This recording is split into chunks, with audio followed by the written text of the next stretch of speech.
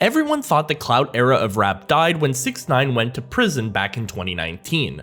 From 2017 to 2018, the Clout era was at its peak. You had Lil Pump dissing J. Cole, XXXTentacion beefing with Migos, and Boonk Gang was causing mayhem in every store he could possibly find. Shout out to the homie Boonk. Of course, the aforementioned 6ix9ine was a huge part of the Clout era. Every single day, it felt like he was engaging in a new string of antics. From dissing dead rappers to wishing death on his foes, 6ix9ine was doing everything he could to make headlines.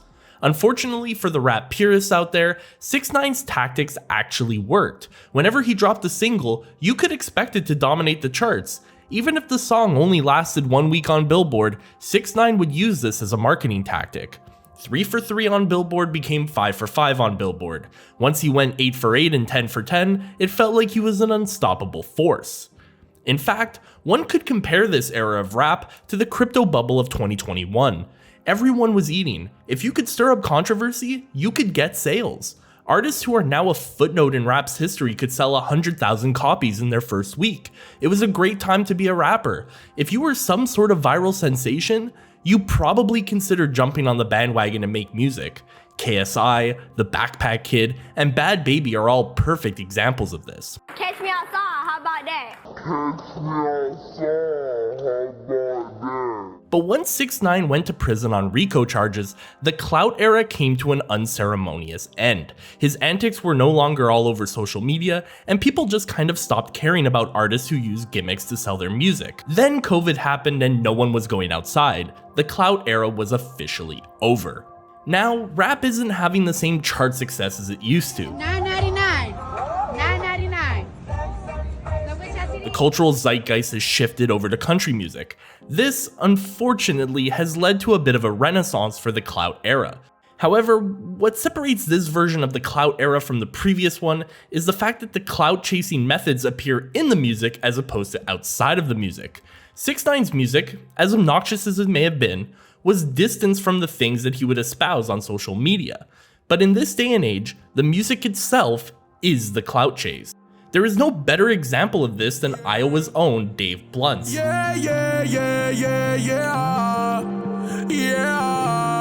Immediately, the rapper stands out due to his frame. At over 600 pounds, many have made the claim that without his appearance, he wouldn't be the sensation that he is. To be fair to Dave Blunt's, that is not all the way true. His music is genuinely shocking. His song titles, lyrics, and innuendos are meant to get attention. In fact, they're so blatant that even Kanye West eventually had to pay homage. The #1 most impactful artist of our generation. Let's go back to the beginning. How did Dave Blunt's become the leader of rap's new Clout era? His story begins with the 2023 project Bigger Than I Ever Was. The song titles on this album give you some real insight into the kind of artist we are dealing with here. Immediately, we see titles like Snap Benefits and Pronouns Part 2. The man is making a political statement, and we haven't even delved into the lyrics. Perhaps the most egregious title here is EDP, which is a reference to the Philadelphia Eagles YouTuber who was part of an alleged predator sting. All of this just scratches the surface of Blunt's antics. In 2024, he dropped another project called I Would Like to See You Try, which features his first truly viral hit, Crying in the Kitchen. Wake up 3 a.m. and I'm thinking about medicine. She tell me she got a new nigga and his name is Julian. The song was so big that in May of 2024, Dave Blunt's was able to secure an on-the-radar performance. With 2.5 million views, this is where the public consciousness became fully aware of the lows Blunt's was willing to stoop to in his music. There is one particular barrage of lyrics in this song in which the artist attempts to be as shocking as possible in almost a combo-like fashion. He begins by referring to himself with the hard R N-word before delving into women who self-harm, Jewish people, Hitler, and pedophiles. It's almost as if he is trying to hit the high score of taboo topics. The problem is, when you present yourself this way, you are forced to one-up yourself until the gimmick no longer works. On his 2024 album If I Could I Would, Blunt's delivers a track called Bundle of Sticks. For those who may not get the reference, a bundle of sticks can also be referred to as a word that is commonly used as a slur towards gay people. You also can't talk about Blunt's without mentioning his biggest hit, The Cup. This song is synonymous with the Dave Blunt's gimmick. It's about lean addiction, but done in a way that is more parody than reality. For months prior to this track's release, Blunt's would always be on camera holding a double styrofoam cup. The insinuation was that he was constantly sipping on lean. However, the vast majority of the time, it appeared as though the cup was empty, almost as if Blunts was grifting off drug addiction. Pair that with a purple tracksuit that says Dave Blunts' purple stuff, and it becomes clear what is going on here.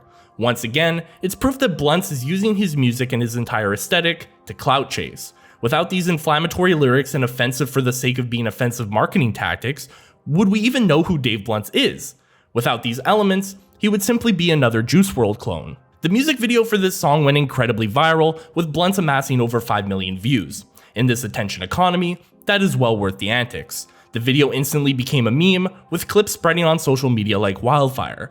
Despite his middling success on platforms like Spotify, Blunts was successfully being astroturfed onto our feeds. Another great example of this was his concerts, in which he would sit down on a couch and breathe through an oxygen mask. These performances would catch the eyes of Snoop Dogg and 50 Cent, the latter of whom would be the subject of a scathing Dave Blunts diss track. All of this leads us to the climax of Dave Blunts' musical grift, which was a seat at the Kanye West writers' table. Oh, how the mighty have fallen. A once legendary titan of hip-hop who used to work with Jay-Z, Kid Cudi, and Common, found himself singing Dave Blunts' lyrics without a shred of irony. The first example of this was the track Cousins, which was an absolute abomination. If you forgot, let us remind you. This song features Kanye West singing about giving his cousin fellatio as a teenager. When the song came out, fans were stunned and appalled. Given the rapper's obsession with Nazism, they shouldn't have been. When it was revealed that Dave Blunts wrote the song, the internet collectively came together and said, yeah, you know what, that actually makes a lot of sense. That wouldn't be the last time Blunts would break new ground with Kanye. Remember the song Heil Hitler? Yeah, Blunts wrote that too. In a now infamous clip on social media, Ye even wanted Dave Blunts to rap over a gas chamber song. It was the type of absurdity you would find on the darkest corners of the internet, whether that be a 4chan thread or a Nick Fuentes comment section. Recently, Blunts actually cut Kanye off, claiming that he wants to forge his own path. Blunts then went on to drop a diss track against Kanye, claiming that he was groomed into becoming a Nazi and hating Jewish people.